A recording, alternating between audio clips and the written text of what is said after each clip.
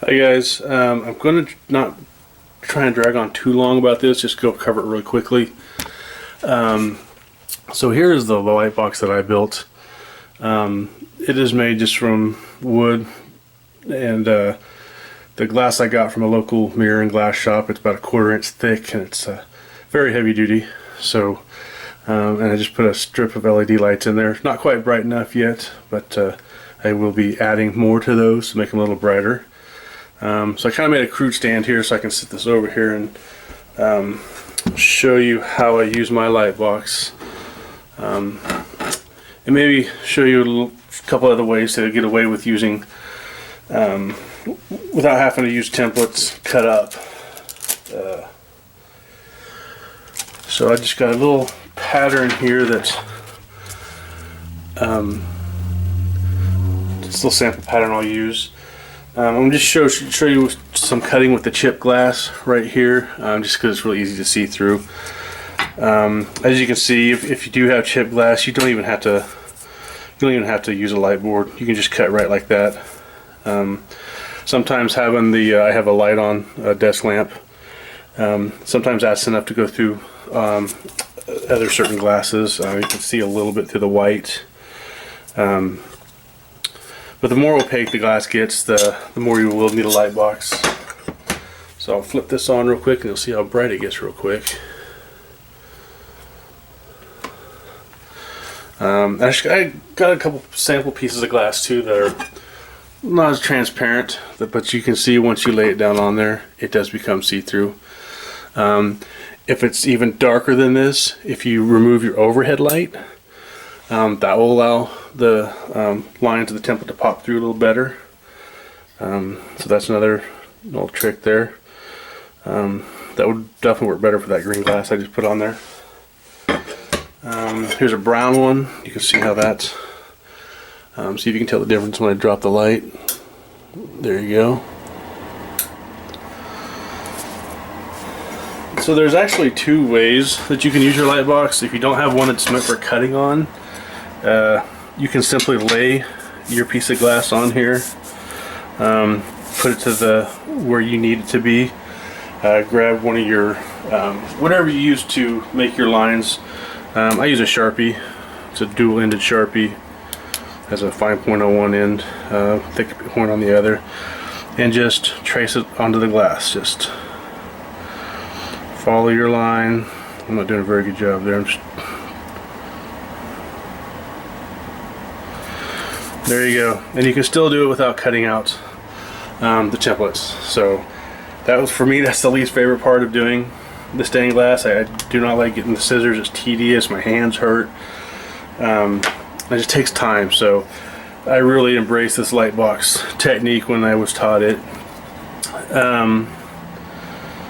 So if you do have a box you can literally cut on top of, you will of course cut just right on the inside of your line to get your cuts. This one, it's very heavy duty. I do not have to worry about breaking through it unless I hit it with a hammer, but that's not going to happen. So yeah, just position your glass the way you want and just start making your cuts. Just stay on the inside of that line. It's going to take practice. I kind of hold my glass cutter a little different than most people do. I actually hold it in a fisted grip.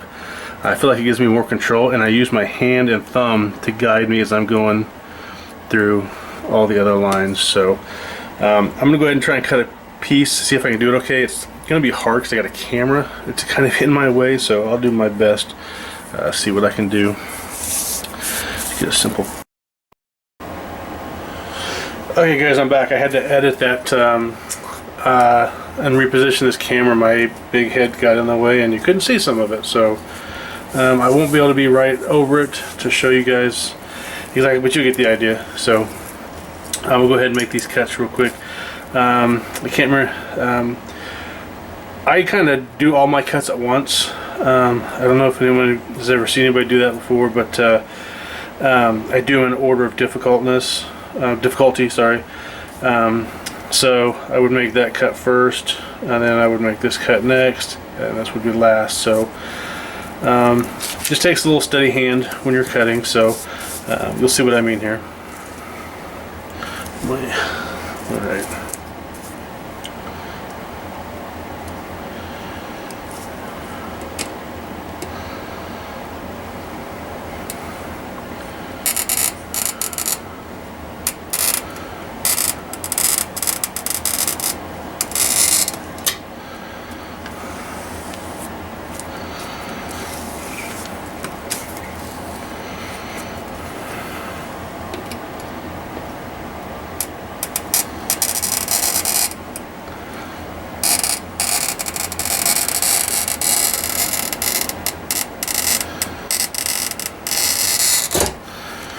Oops.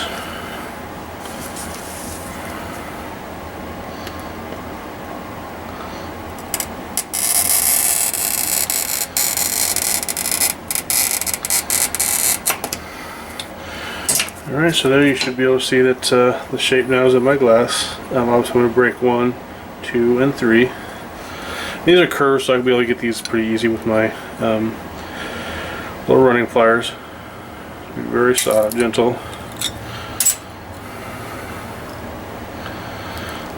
This will only hurt it snap right there.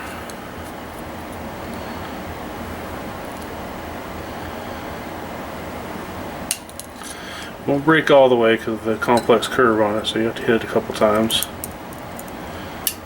There we go. One more. A little further up.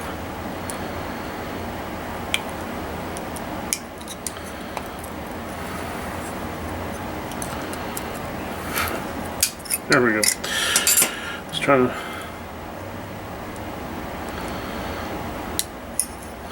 same thing with that.